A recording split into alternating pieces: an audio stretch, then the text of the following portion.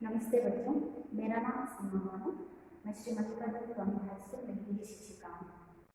बच्चों, आज की कक्षा में हम गद्य भाग यानी पद्य भाग तुलसी के दोहे इस पद्य भाग के बारे में जानेंगे। पद्य का नाम होता है तुलसी के दोहे। इस तुलसी के दोहे पद्य के रचयिता है गोस्वामी तुलसीदास। पद्य के रचयिता कौन है? गोस्वामी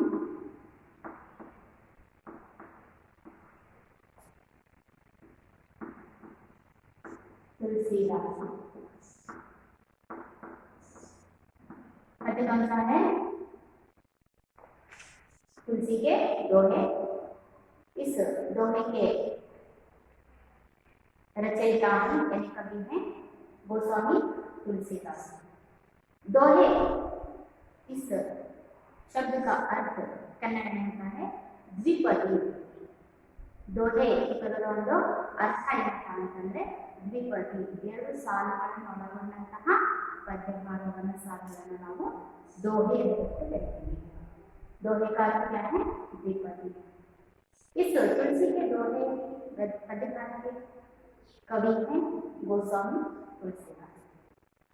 बच्चों, हम इस दोहे को पढ़ने से पहले यानी इस दोहे के बारे में जानने से पहले हम गोस्वामी तुलसीदास जी के परिचय के बारे में जानेंगे।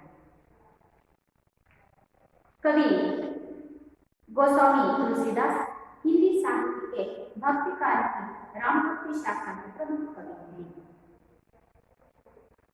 कवि का नाम क्या है? गोस्वामी तुलसीदास।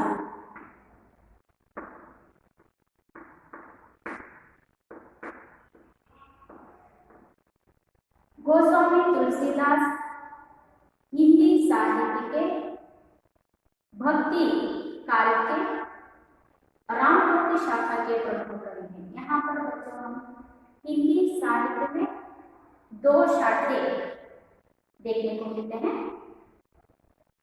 पहला है रामभक्ति शाखा और कृष्ण भक्ति शाखा। दो शाखे दिखाई देते हैं हमें, रामभक्ति शाखा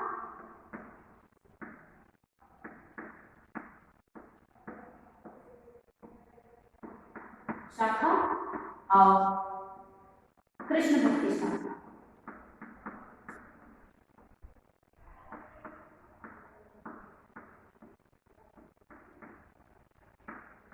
हिंदी साहित्यದಲ್ಲಿ ನಾವು ಎರಡು ಶಾಖೆಗಳನ್ನು ನೋಡ್ತೇವೆ, ರಾಮಭಕ್ತಿ ಶಾಖಾ ಮತ್ತು ಕೃಷ್ಣ ಭಕ್ತಿ ಶಾಖಾ।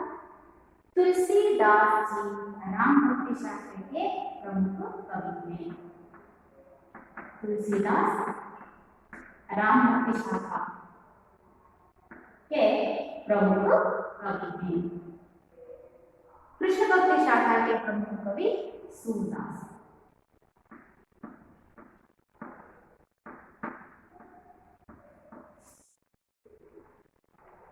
यहाँ पर हिंदी साहित्य में हम दो शाखाएं देखते हैं, रामभक्ति शाखा और कृष्ण भक्ति शाखा।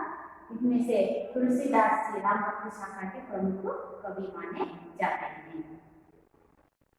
तुलसीदास का जन्म, रामभक्ति शाखा के प्रमुख कवि तुलसीदास जी का जन्म सन 1532 में उत्तर प्रदेश के राजापुर में हुआ था। तुलसीदास जी का जन्म कब हुआ था? 1532। इनका जन्म, किसका जन्म? तुलसीदास जी का जन्म 1532 में कहाँ पर हुआ था? को 32 में उत्तर प्रदेश के राजापुर में हुआ था। उत्तर प्रदेश के राजापुर में इनका जन्म हुआ था। तुलसीदास जी का जन्म 1532 को उत्तर प्रदेश के राजापुर में हुआ था। उनके पिता का नाम आत्माराम तुलसी था। इनके पिता का नाम क्या था? पिता आत्माराम और उनकी माता का नाम था तुलसी। उनकी माता का नाम क्या था? तुलसी। तुलसीदास जी का जन्म 1532 को राजापुर में हुआ। इनके पिता का नाम राम आत्माराम था और माता का नाम तुलसी था। कहा जाता है कि जब तुलसीदास जी का जन्म हुआ तब उन्होंने राम नाम का उच्चारण किया था। यहाँ पर यह भी कहा जाता है कि जब तुलसीदास जी का जन्म हुआ था तो बाल्य में ही तुलसीदास जी राम नाम का उच्चारण किया था, इसीलिए बचपन में इन्होंने राम नाम का उच्चारण किया था, इसीलिए उनके बचपन का नाम राम बोला पड़ा। बचपन में ही बाल्य में ही तुलसीदास जी राम नाम का उच्चारण किया, इसीलिए उनके बचपन का नाम राम बोला पड़ा। उनका बचपन का नाम क्या था? राम बोला। तुलसीदास जी भगवान राम के अनन्य भक्त थे। तुलसीदास जी भगवान राम के अनन्य भक्त थे। ಇಲ್ಲಿ ಗೋಸ್ವಾಮಿ ತುಳಸಿದಾಸ್ ಜಿ ಅವರು 1532ರಲ್ಲಿ ಉತ್ತರ ಪ್ರದೇಶದ ರಾಜಾಪುರದಲ್ಲಿ ಇವರು ಜನಿಸ್ತಾರೆ. ಇವರ ತಂದೆ ಆತ್ಮಾರಾಮ್, ತಾಯಿ ತುಳಸಿ. ಇವರು ಬಾಲ್ಯದಲ್ಲಿಯೇ ರಾಮನ ನಾಮವನ್ನ ಜಪ ಮಾಡಿರೋದ್ರಿಂದ ಇವರಿಗೆ ಬಾಲ್ಯದ ಹೆಸರಾಗಿ ರಾಮ್ ಗೋಲಾ ಅನ್ನುವಂಥ ಹೆಸರನ್ನ ಇಡಲಾಗುತ್ತೆ. ಇವರು ಅಂದ್ರೆ ತುಳಸಿದಾಸ್ ಅವರು ಭಗವಾನ್ ಅಂದ್ರೆ ಭಗವಂತ ರಾಮನ ಅನನ್ಯ ಭಕ್ತರಾಗಿದ್ದಾರೆ. यारो तुलसीदास जी। तुलसीदास जी का बाल्य का नाम था राम बोला। राम बोला नाम क्यों पड़ा? क्योंकि यह बाल्य से ही राम नाम का नाम जपने लगे, इसीलिए इनका नाम राम बोला पड़ा। और दिनांक में ही तुलसीदास जी भगवान राम के अनन्य भक्त थे। उनकी प्रमुख रचनाएं, तुलसीदास जी की प्रमुख रचनाएं हैं रामचरितमानस, विनय पत्रिका, गीतावली, दोहावली, कवितावली आदि. ಗೋಸ್ವಾಮಿ ತುಳಸಿದಾಸ್ ಜಿ ಪ್ರಮುಖವಾದಂತಹ ರಚನೆಗಳು ಅಂತಂದ್ರೆ ರಾಮಚರಿತಮಾನಸ್, ವಿನಯ ಪತ್ರಿಕಾ, ಗೀತಾವಲಿ, ದೋಹಾವಲಿ ಮತ್ತೆ ಕವಿತಾವಲಿ ಪ್ರಮುಖವಾದಂತಹ ಇವರ ರಚನೆಗಳು. ಗೋಸ್ವಾಮಿ ತುಳಸಿದಾಸ್ ಜಿ ಪ್ರಮುಖ रचनाएं कौन सी है? रामचरितमानस,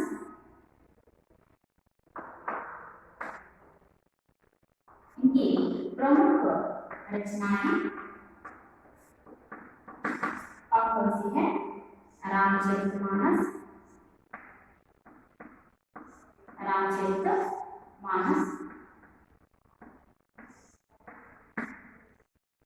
विनय पत्रिका,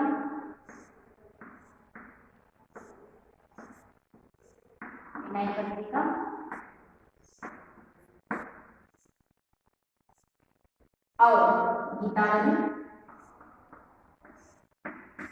गीतावली, दोहावली आदि इनकी प्रमुख रचनाएं हैं. गोस्वामी तुलसीदास जी की प्रमुख रचनाएं हैं रामचरितमानस, विनय पत्रिका, गीतावली, दोहावली और कवितावली इनकी प्रमुख रचनाएं हैं. सन 1623 को काशी में उनका देहांत हुआ. इनका देहांत 1623 को कहां पर हुआ?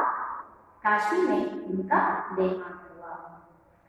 गोस्वामी तुलसीदास जी 1532 को उत्तर प्रदेश के राजापुर में इनका जन्म हुआ.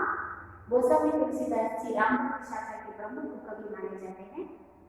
इनके पिता का नाम आत्माराम था और माता का नाम तुलसी. बचपन में ही तुलसीदास जी राम नाम का नाम जपने लगे, इसीलिए इनके बचपन का नाम राम लोला रखा गया। तुलसीदास जी भगवान राम के अनन्य भक्त थे। इनकी प्रमुख रचनाओं में रामचरितमानस, विनय पत्रिका, गीतावली, दोहावली, कवितावली प्रमुख रचनाएं हैं। ऐसे महान कवि 1623 को काशी में इनका देहांत हुआ।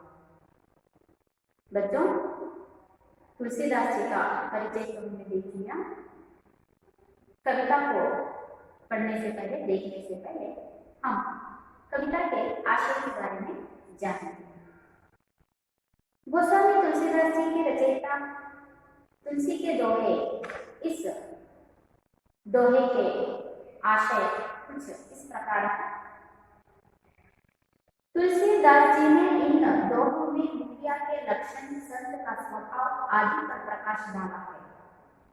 साथ ही उन्होंने दया, धर्म का महत्व, अभिमान, त्याग, विवेकयुक्त व्यवहार, राम पर विश्वास, राम नाम जप इत्यादि का बखान करते हुए सुझाव दिया है कि इंसान को नीतियुक्त जीवन बिताना चाहिए। तुलसीदास जी इस एक दोहे द्वारा हम सभी को यह संदेश देना चाहते हैं कि इन दोहों में मुखिया के लक्षण, इन दोहों में मुखिया यानी नेता के लक्षण और संत का स्वभाव आदि पर प्रकाश डाला है। ತುಳಸಿದಾಸ್ ಜಿಯವರು ಈ ಒಂದು ದ್ವಿಪದಿಯಲ್ಲಿ, ಈ ಒಂದು ದೋಹೆಯಲ್ಲಿ ಮುಖ್ಯ ಅಂತಂದ್ರೆ ನಾಯಕನ ಲಕ್ಷಣಗಳು ಹೇಗಿರಬೇಕು, ನಾಯಕನ ಸ್ವಭಾವ ಹೇಗಿರಬೇಕು, ಮತ್ತೆ ಸಂತರ ಒಂದು ಸ್ವಭಾವಗಳು ಹೇಗಿರಬೇಕು, ಪ್ರಮುಖವಾದ ಇವೆಲ್ಲಗಳ ಮೇಲೆ ಪ್ರಮುಖವಾದಂತಹ ಪ್ರಕಾಶನ ಅಂತಂದ್ರೆ ಅವರ ಲಕ್ಷಣಗಳ ಬಗ್ಗೆ ಹೋಲಿಕೆಯನ್ನ ತುಲನವನ್ನ ಮಾಡ್ತಾ, ಸಾಕ್ಷಿ ಇದರ ಜೊತೆಯಲ್ಲಿ ಅಂದ್ರೆ ಒಬ್ಬ ನಾಯಕನ ಲಕ್ಷಣ ಮತ್ತೆ ಸಂತನ ಸ್ವಭಾವದ ಜೊತೆಯಲ್ಲಿ उन्होंने दया, धर्म का महत्व, अभिमान, त्याग, विवेक, व्यवहार, राम पर विश्वास, राम नाम जप इत्यादि का बखान करते हुए सुझाव दिया है कि इंसान को नीतियुक्त जीवन बिताना चाहिए। यहाँ पर गोस्वामी तुलसीदास जी मुखिया के लक्षण को बताते हुए, संत का स्वभाव बताते हुए, इन दोनों की तुलना करते हुए साथ ही हमें यह भी बता रहे हैं कि दया धर्म का मूल है, दये धर्मದ ಮೂಲವಯ್ಯ, ಅಭಿಮಾನ ತ್ಯಾಗ, ವಿವೇಕಯುಕ್ತ ವಿವೇಚನೆ ಮಾಡುವುದು, ವಿವೇಕಯುಕ್ತವಾದಂತಹ ವ್ಯವಹಾರ ಮಾಡುವುದು, ರಾಮನ ಮೇಲೆ ವಿಶ್ವಾಸವನ್ನು ಇಡುವುದು, ರಾಮನ ಜಪ ಇತ್ಯಾದಿ, ರಾಮನ ನಾಮವನ್ನು ಜಪುವುದರಿಂದ ನಮಗೆ ಆಗುವಂತಹ ಉಪಯೋಗಗಳು, ಪ್ರಯೋಜನಗಳು ಇವೆಲ್ಲದರ ಬಗ್ಗೆ ಇಲ್ಲಿ ತುಳಸಿದಾಸಿಯವರು ನಮಗೆ ಹೇಳ್ತಾ ಇದ್ದಾರೆ। ಅವರು ಮನುಷ್ಯನಿಗೆ ನೀತಿಯುಕ್ತ ಜೀವನ ಬಿತಾನ चाहिए, ಮನುಷ್ಯನಿಗೆ ನೀತಿಯುಕ್ತವಾದಂತಹ ಅಮೂಲ್ಯವಾದಂತಹ ಜೀವನವನ್ನ ಹೇಗೆ ಮಾಡಬೇಕು ಅನ್ನುವಂಥದ್ದನ್ನ ಈ ಒಂದು ದೋಹೆಯ ಮೂಲಕ ನಮಗೆ ಕವಿ गोस्वामी तुलसीदासिಯವರು ಹೇಳ್ತಾ ಇದ್ದಾರೆ। बच्चों, अब मैं इस कविता का वाचन करूंगी, आप सब ध्यानपूर्वक देखिए।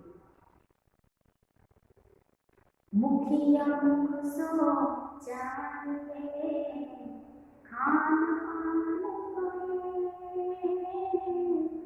पावे को सकल अन्न, दिल से सहित मिले, सुन से सहित मिले, जड़ चेतन गुण दोषमयी, विश्व की न करता, संत हंस नहीं बनी वाणी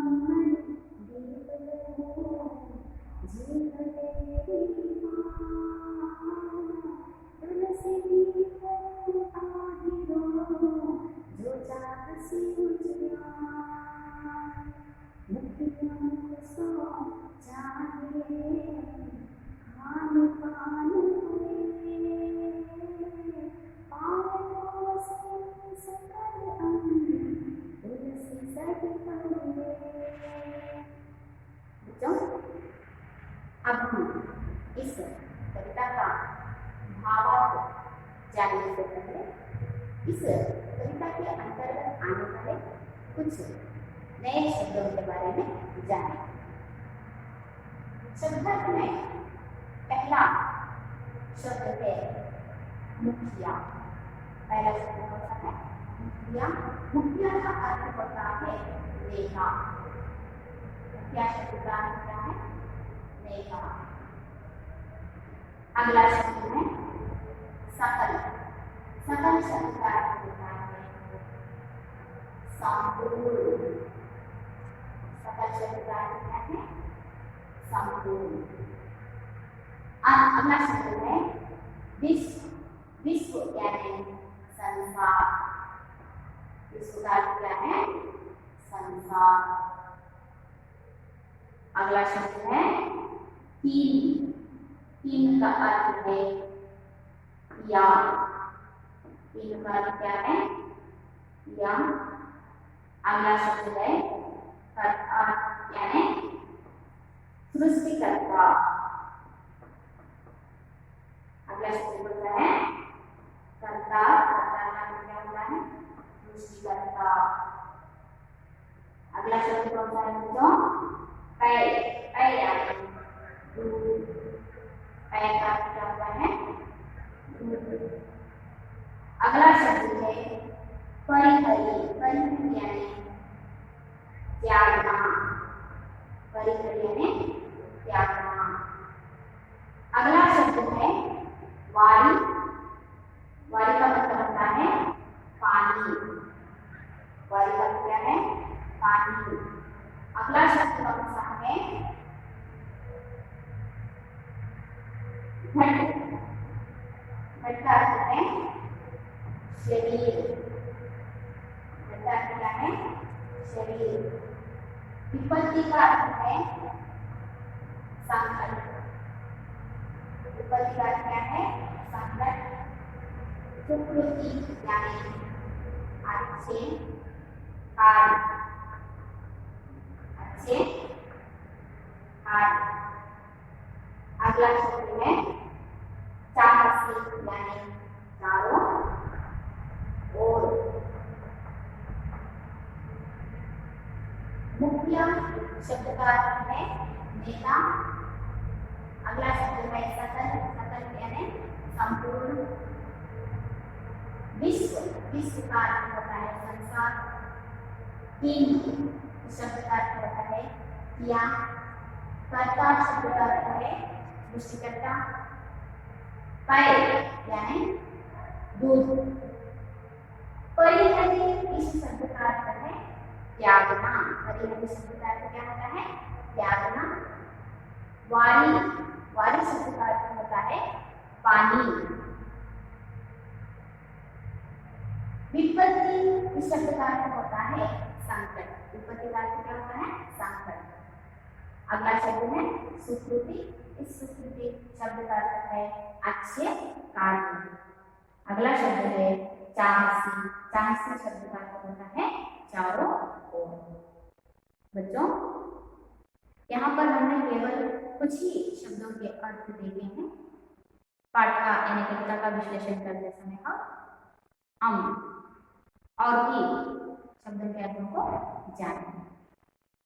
अब मैं इस कविता का वाचन करते हुए कविता के भावार्थ को एक एक करके बताऊंगा।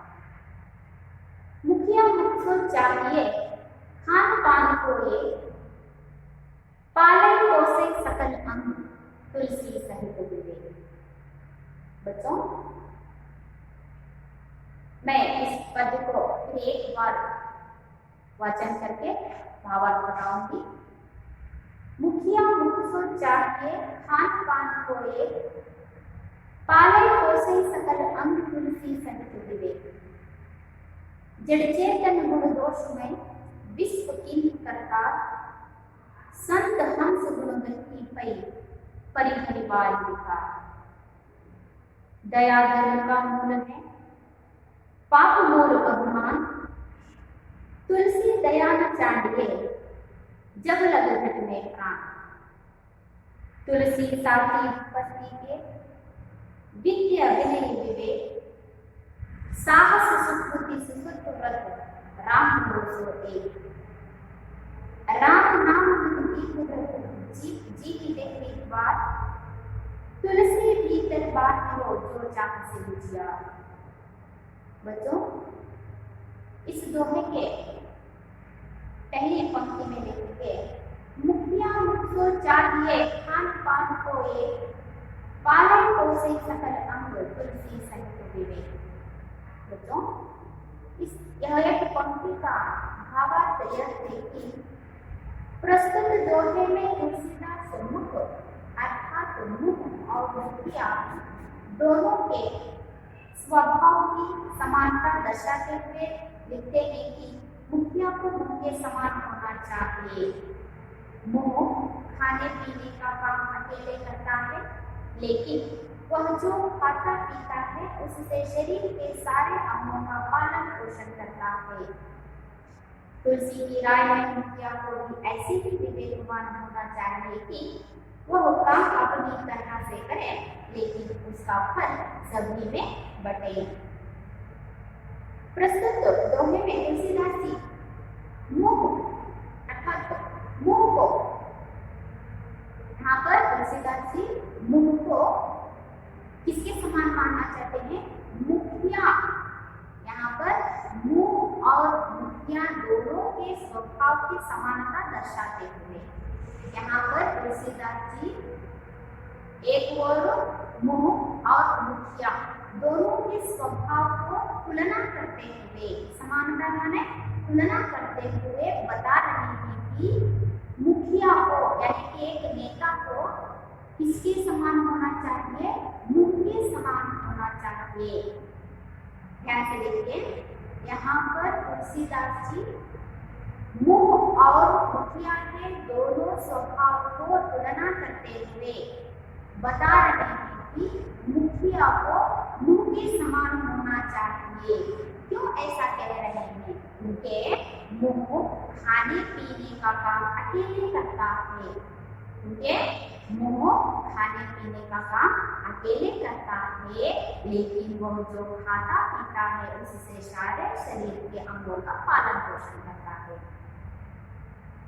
यहाँ पर तुलसीदास जी कह रहे हैं कि मुखिया को मुंह के समान होना चाहिए, क्योंकि मुंह तो खाने पीने का काम अकेले ही संभालता है ना। जो मुंह खाता पीता है, उस जो खाता पीता है उसे वह सारे शरीर के सारे अंगों को भेजता है और हमारे सारे शरीर के अंगों का पालन पोषण करता है। ऐसे ही तुलसीदास जी के राय में तुलसीदास जी कह रहे हैं कि मुखिया को भी ऐसे ही विवेकवान होना चाहिए। मुंह को पता चलता है, पता रहता है कि हमें क्या खाना चाहिए और क्या नहीं खाना चाहिए। ऐसे ही जैसे मुंह केवल खाने पीने का काम अकेले करता है और हमारे शरीर के सारे अंगों का पालन पोषण करता है, वैसे ही विवेक युक्त होकर आलोचना शक्ति से एक मुखिया भी ऐसे ही काम करना चाहिए कि अपनी तरह से काम करे, अपने विवेचन से काम करे। मुखिया अपनी विवेचना शक्ति से काम करे और उस काम का हल सारे व्यक्तियों को उसका हल बांटे। यानी जो निर्णय मुखिया लेता है उस निर्णय से सभी को, वहां पर जो मुखिया के साथ मुखिया में आए होते हैं उन सभी को उसका फल मिलना चाहिए। ऐसे विवेक युक्त होकर मुखिया निर्णय लेना चाहिए, मुखिया काम करना चाहिए। तुलसीदास जी यहाँ पर मुंह और मुखिया का दोनों की तुलना करते हुए बता रहे हैं कि मुखिया को मुंह के समान होना चाहिए, क्योंकि मुंह तो खाने पीने का काम अकेले करता है, लेकिन जो खाता पीता है उससे वह शरीर के सारे अंगों का पालन पोषण करता है। वैसे ही एक मुखिया भी, एक नेता भी ऐसे विवेकवान से काम करना चाहिए जो वह काम करता है उसका फल सभी को मिलना चाहिए। ಈ ತುಳಸಿದಾಸ್ ಅವರು ಬಾಯಿ ಮತ್ತೆ ಒಬ್ಬ ನಾಯಕನನ್ನ ಇವರಿಬ್ಬರ ಹೋಲಿಕೆಯನ್ನ ಮಾಡ್ತಾ ಹೇಳ್ತಾ ಇದ್ದಾರೆ. ಒಬ್ಬ ನಾಯಕನಾದಂತವನು ಬಾಯಿಯಂತೆ ಇರಬೇಕು. ಯಾಕೆ ಇಲ್ಲಿ ಒಬ್ಬ ನಾಯಕನನ್ನ ಬಾಯಿಗೆ ಹೋಲಿಸ್ತಾ ಇದ್ದಾರೆ ಅಂತಂದ್ರೆ, ಬಾಯಿ ತಿನ್ನುವಂತಹ ಆಹಾರವನ್ನು ಸೇವಿಸುವಂತಹ ಕೆಲಸವನ್ನ ಕೇವಲ ನಮ್ಮ ಶರೀರದ ಅಂಗಗಳಲ್ಲಿ ಬಾಯಿ ಮುಂದೆ ಆ ಕೆಲಸವನ್ನ ಮಾಡುವಂಥದ್ದು. ಆ ಬಾಯಿ ಏನು ತಾನು ಸೇವಿಸಿರುವಂತಹ ಆಹಾರ ಇರುತ್ತಲ್ಲ, ಅವೆಲ್ಲವನ್ನ ಶರೀರದ ಎಲ್ಲ ಅಂಗಗಳಿಗೆ ಕಳಿಸುವುದರ ಮೂಲಕ ನಮ್ಮ ಶರೀರದ ಪಾಲನೆ ಪೋಷಣೆಯನ್ನ ಮಾಡುತ್ತೆ. ಹಾಗೆಯೇ ಒಬ್ಬ ನಾಯಕನಾದಂಥವನು ವಿವೇಕಯುಕ್ತವಾಗಿ ತನ್ನ ಆಲೋಚನಾ ಶಕ್ತಿಯಿಂದ ಮಾಡುವಂತಹ ಕೆಲಸವನ್ನ ಎಷ್ಟು ವಿವೇಕಯುಕ್ತವಾಗಿ ಮಾಡ್ತಾನೋ, ಎಷ್ಟು ಒಳ್ಳೆಯ ಮನೋಭಾವನೆಯಿಂದ ಕೆಲಸವನ್ನ ಮಾಡಬೇಕು ಅಂತಂದ್ರೆ ಆ ಕೆಲಸದ ಫಲ ಅವನನ್ನ ನಂಬಿರುವಂತಹ ಪ್ರತಿಯೊಬ್ಬರಿಗೂ ಆ ಒಂದು ಫಲ ಸಿಗುವಂತಹ ರೀತಿಯಲ್ಲಿ ಇರಬೇಕು ಅನ್ನುವಂತಹದ್ದನ್ನು ತುಳಸಿದಾಸರಲ್ಲಿ ಹೇಳ್ತಾ ಇದ್ದಾರೆ. ಅಂದ್ರೆ ತುಳಸಿದಾಸರು ಒಬ್ಬ ನಾಯಕನನ್ನ ಬಾಯಿಗೆ ಹೋಲಿಸ್ತಾ ಇದ್ದಾರೆ. तुलसीदास जी यहाँ पर मुंह और मुखिया दोनों की तुलना करते हुए यह एक संदेश दे रहे हैं कि हमेशा मुखिया को एक विवेकवान व्यक्ति बनकर रहना चाहिए। जो भी काम करता है विवेक युक्त से उसको और काम संभालना चाहिए। समझ में आया ना? प्रस्तुत दोहे में तुलसीदास जी मुख अर्थात मुंह और मुखिया दोनों के स्वभाव की समानता दर्शाते हुए लिखते हैं कि मुखिया को मुंह के समान होना चाहिए। मुंह खाने पीने का काम अकेले करता है, लेकिन वह जो खाता पीता है उससे शरीर के सारे अंगों का पालन पोषण करता है। तुलसी की राय में मुखिया को भी ऐसे ही विवेकवान होना चाहिए कि वह काम अपनी तरह से करे, लेकिन उसका फल सभी में बांटे। बच्चों, हमें यहाँ पर इस दोहे के पहले पंक्ति को देखते हैं। अब हम दूसरी पंक्ति की ओर चलेंगे। जड़ चेतन गुण दोष में विश्व किंप करता, संत हंस गुण गंधी पई परिहरि वारिता। जड़ चेतन गुण दोष में विश्व किंप करता, संत हंस गुण गंधी पई परिहरि वारिता। बच्चों, यह पंक्ति का भावार्थ यह है कि प्रस्तुत दोहे में तुलसीदास जी हंस पक्षी के साथ संत की तुलना करते हुए उसके स्वभाव का परिचय देते हैं। सृष्टिकर्ता ने इस संसार को जड़ चेतन और गुण दोष मिलकर बनाया है, अर्थात इस संसार में अच्छे बुरे समझ ना समझ के रूप में अनेक गुण दोष भरे हुए हैं, लेकिन हंस रूपी साधु लोग विकारों को छोड़कर अच्छे गुणों को अपनाते हैं। बच्चों, यहाँ पर तुलसीदास जी मनुष्य के यानी सृष्टिकर्ता तुलसीदास जी संत को, ऋषि को, संत को, साधु संतों को हंस की तुलना कर रहे हैं, हंस को तुलना कर रहे हैं, हंस पक्षी की तुलना कर रहे हैं। क्यों कर रहे हैं? क्योंकि सृष्टिकर्ता ने इस संसार में अच्छे बुरे गुण दोष मिलाकर बनाया है। संसार को अच्छाई से भी भरा हुआ है, बुराई से भी भरा हुआ है। गुण दोष दोनों को मिलाकर सृष्टिकर्ता ने इस संसार की सृष्टि की है, अर्थात इस संसार में अच्छे बुरे समझ ना समझ के रूप में अनेक गुण दोष भरे हुए हैं। इस संसार में अच्छाई भी दिखाई देती है, हमें बुराई भी दिखाई देती है। सृष्टिकर्ता ने इस संसार में अच्छाई को भी डाला है, बुराई को भी डाला है, लेकिन हंस रूपी साधु लोग हंस की तरह, हंस पक्षी की तरह साधु संत लोग विकारों को छोड़कर यानी कि बुराइयों को छोड़कर अच्छाइयों को अपनाते हैं, अच्छे गुणों को अपनाते हैं। वैसे ही हमें संसार में अच्छे बुरे की पहचान करते हुए बुराई को दूर हटाकर अच्छाई को अपनाना चाहिए। यहाँ पर कवि तुलसीदास जी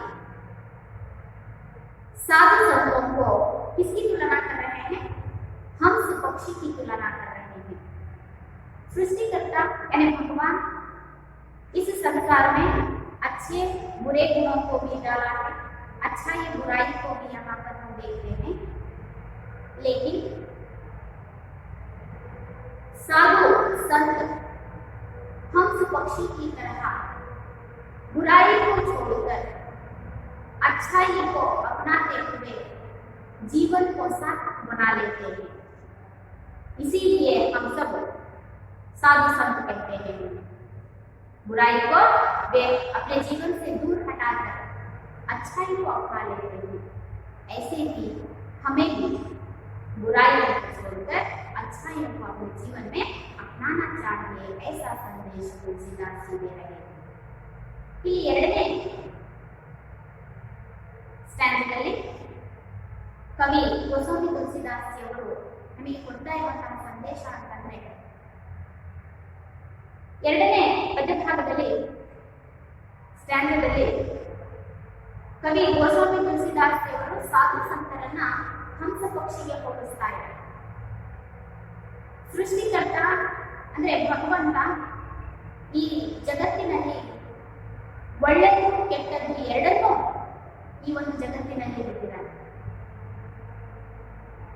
ಈ ಒಂದು ಜಗತ್ತಿನಲ್ಲಿ ಸಾಧು ಸಂತರಂತೆ ಅಂದ್ರೆ ಹಂಸ ಪಕ್ಷಿಯಂತೆ ಸಾಧು ಸಂತರು ಏನ್ ಮಾಡ್ತಾರೆ ಅಂತಂದ್ರೆ, ಕೆಟ್ಟದ್ದನ್ನು ತನ್ನ ಜೀವನದಿಂದ ದೂರ ಇಟ್ಟು ಒಳ್ಳೆಯದನ್ನ ತಮ್ಮ ಜೀವನದಲ್ಲಿ ಅಳವಡಿಸಿಕೊಂಡಿರೋದ್ರಿಂದ ಇವತ್ತು ನಾವು ಅವರನ್ನ ಸಾಧು ಸಂತರು ಅಂತ ಹೇಳ್ತೇವೆ. ಹಾಗೆಯೇ ಪ್ರತಿಯೊಬ್ಬರು ಸಹ ನಮಗೆಲ್ಲರಿಗೂ ಒಳ್ಳೆಯದು ಮತ್ತು ಕೆಟ್ಟದರ ಪರಿಚಯ ಇದ್ದೇ ಗೊತ್ತಾಗುತ್ತೆ, ಯಾವುದು ಕೆಟ್ಟದ್ದು ಯಾವುದು ಒಳ್ಳೆಯದು. ಹಾಗಾಗಿ ಕೆಟ್ಟದ್ದನ್ನ ನಮ್ಮ ಜೀವನದಿಂದ ದೂರ ಇಟ್ಟು ಒಳ್ಳೆಯದನ್ನ ನಮ್ಮ ಜೀವನದಲ್ಲಿ ನಾವು ಅಳವಡಿಸಿಕೊಂಡ್ವಿ ಅಂತಂದ್ರೆ ನಮ್ಮ ಜೀವನವನ್ನು ಉಜ್ವಲವನ್ನಾಗಿ ಮಾಡಬಹುದು ಅನ್ನುವಂತಹದ್ದು ಗೋಸ್ವಾಮಿ ತುಳಸಿದಾಸ್ ಅವರ ಸಂದೇಶವಾಗಿದೆ. बच्चों,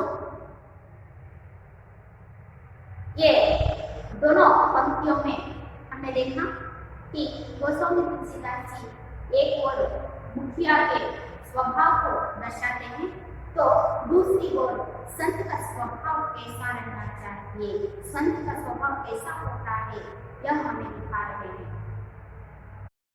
बच्चों, हम लोगों ने दूसरी पंक्ति को देखा, अब अगले पंक्ति की ओर चलेंगे। दया धर्म का मूल है, पाप मूल अभिमान, तुलसी दया न चाहिए जब लग रूप में प्राण। दया धर्म का मूल है, पाप मूल अभिमान, तुलसी दया न चाहिए जब लग रूप में प्राण। इसका भावार्थ यह है, प्रस्तुत दोहे में तुलसीदास जी ने स्पष्टता बताया है कि दया धर्म का मूल है और अभिमान पाप का। इसीलिए कवि कहते हैं कि जब तक शरीर में प्राण है तब तक मानव को अपना अभिमान छोड़कर दयालु बने रहना चाहिए। इस पंक्ति का भावार्थ है, स्पष्टता से बताया है। गोस्वामी तुलसीदास जी इसे एक दोहे में स्पष्टता से स्पष्ट रूप से बता रहे हैं कि दया धर्म का मूल है। दया ही धर्म का मूल रूप होता है और अभिमान यानी गर्व मानव का पाप का मूल होता है। इसीलिए कवि कहते हैं कि जब तक शरीर में प्राण है तब तक मानव को अभिमान छोड़कर दयालु बने रहना चाहिए। इस अगली पंक्ति में गोस्वामी तुलसीदास जी कह रहे हैं कि दया का धर्म कौन सा होता है? दया धर्म का मूल है। दया का मूल कौन सा होता है? धर्म। धर्म का मूल क्या है? दया ही होता है। दये धर्म का मूल हो गया। दया ही धर्म का मूल होता है और अभिमान यानी गर्व, गर्व भी पाप का मूल है। दया ही गर्व का मूल है, और जो गर्व करता है, जो अभिमान रखता है, वही पाप का मूल होता है। हमें हमेशा गर्व को अपने जीवन से दूर रखना चाहिए, क्योंकि गर्व से हमें कोई भी कुछ भी हासिल नहीं होता। इसीलिए कवि गोस्वामी तुलसीदास जी कह रहे हैं कि जब तक शरीर में प्राण है, जब तक हम जीवित हैं, जब तक हमारे शरीर में प्राण है, क्या जब तक हम जीवित हैं, तब तक, जब तक हमारे शरीर में प्राण है, जब तक हम जीवित हैं, तब तक मानव को अपना अभिमान छोड़कर, यानी अपना गर्व छोड़कर, अहंकार को छोड़कर दयालु बने रहना चाहिए। हमें क्या छोड़कर? अभिमान को छोड़कर, गर्व को छोड़कर, अहंकार को छोड़कर हमें क्या बने रहना चाहिए? दयालु बने रहना चाहिए। जो दयालु रहता है वह जीवन में कहीं भी जाकर बसेरा कर सकता है, जीवन बिता सकता है। जो गर्व से जीता है वह कभी खुश नहीं रह सकता। तुलसीदास जी कह रहे हैं कि दया धर्म का मूल है, अभिमान पाप का मूल है, अहंकार पाप का मूल है। इसीलिए हमें जब तक हमारे शरीर में प्राण है, जब तक हम जीवित हैं, तब तक हमें अपना अभिमान को, अपने अहंकार को जीवन से दूर हटाते हुए हमेशा हमें दयालु बने रहना चाहिए, दूसरों की मदद करना चाहिए, दयालुपन से हमें जीवन बिताना चाहिए। ಇಲ್ಲಿ 3ನೇ ಸ್ಟ್ಯಾನ್ಸದಲ್ಲಿ ಗೋಸ್ವಾಮಿ ತುಳಸಿದಾಸ್ ಅವರು ಹೇಳ್ತಾ ಇದ್ದಾರೆ, ದಯೆಯೇ ಧರ್ಮದ ಮೂಲವಯ್ಯ, ದಯೆಯೇ ಧರ್ಮದ ಮೂಲವಾಗಿದೆ. ಗರ್ವ ಅನ್ನುವಂತಹದ್ದು, ಅಹಂಕಾರವನ್ನುವಂತಹದ್ದು ಪಾಪದ ಒಂದು ಭಾಗವಾಗಿರುತ್ತೆ. ಹಾಗಾಗಿ ಎಲ್ಲಿವರೆಗೆ ನಮ್ಮ ಶರೀರದಲ್ಲಿ ಪ್ರಾಣ ಅನ್ನುವಂತಹದ್ದಿದೆಯೋ, ಎಲ್ಲಿವರೆಗೂ ನಾವು ಜೀವಂತವಾಗಿದ್ದೀವೋ, ಅಲ್ಲಿವರೆಗೂ ನಾವು ನಮ್ಮ ಜೀವನದಿಂದ ಅಹಂಕಾರವನ್ನ ನಾವೇನ್ ಮಾಡಬೇಕು? ದೂರ ಇಟ್ಟು ನಮ್ಮ ಜೀವನದಲ್ಲಿ ಒಳ್ಳೆಯದನ್ನು ನಾವು ಅಳವಡಿಸಿಕೊಳ್ತಾ ನಮ್ಮ ಜೀವನವನ್ನು ನಾವು ನಡೆಸಬೇಕು ಅಂತ ಹೇಳ್ಕೊಂಡು ಸ್ವಾಮಿ ತುಳಸಿದಾಸ್ ಅವರು ಈ ಒಂದು ಭಾಗದಲ್ಲಿ ಹೇಳ್ತಾ ಇದ್ದಾರೆ. प्रस्तुत दोहे में स्पष्टता से बताया है कि दया धर्म का मूल है और अभिमान पाप का। इसीलिए कवि कहते हैं कि जब तक शरीर में प्राण है, तब तक मानव को अपना अभिमान छोड़कर दयालु बने रहना चाहिए। बच्चों, अब तक हमने 3 पंक्तियों को देखा। मुखिया को चाहिए खान पान को एक खाद, पालन पोसे सकल अंग, तुलसी सहित विवेक, जड़ चेतन गुण दोष में विश्व किन्ह करता, संत हंस गुणगति पई परिहरिवार विकार। दया धर्म का मूल है, पाप मूल अभिमान, तुलसी दया चाहिए जब लगन में प्राण। यहाँ पर गोस्वामी तुलसीदास जी मुखिया को मुंह के समान होना चाहिए, मुखिया और मुंह की तुलना कर रहे हैं। दूसरी पंक्ति में हंस को, यानी कि संत को हंस की स्वभावता से बता रहे हैं, और दया की, यानी दया की धर्म का मूल होता है, अभिमान पाप का मूल होता है। जब तक शरीर में प्राण है, जीवन, जब तक हम जीवित हैं, हमें दयालु बने रहना चाहिए।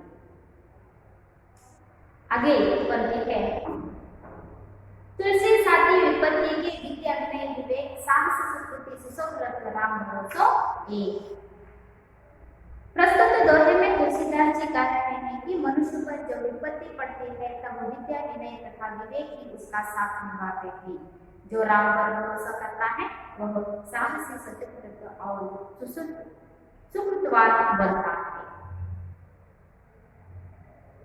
ये यहाँ पर गोस्वामी तुलसीदास जी कह रहे हैं कि मनुष्य के जीवन में जब भी विपत आती है, जब भी कठिनाइयां आती है, तब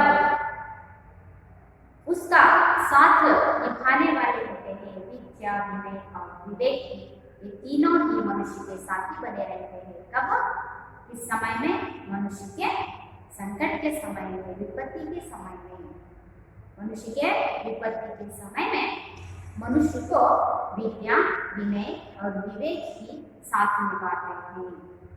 राम पर भरोसा करता है जो व्यक्ति, जो आदमी राम पर भरोसा करता है, भगवान राम पर जो भरोसा करता है, वह साहसी, सत्यव्रती और सुकृतवान बनता है।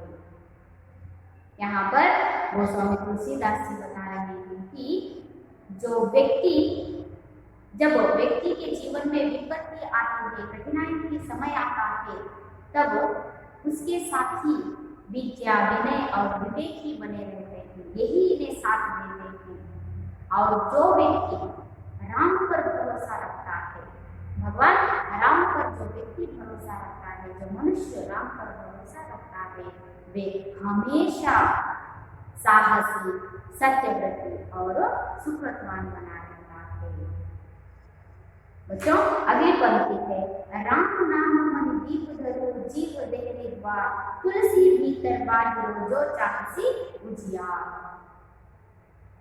प्रस्तुत दोहे के द्वारा तुलसीदास जी कह रहे हैं कि जिस तरह देहरी पर दिया रखने से घर के भीतर तथा आंगन में प्रकाश फैलता है, उसी तरह राम नाम रखने से मानव की आंतरिक और बाह्य शक्ति होती है।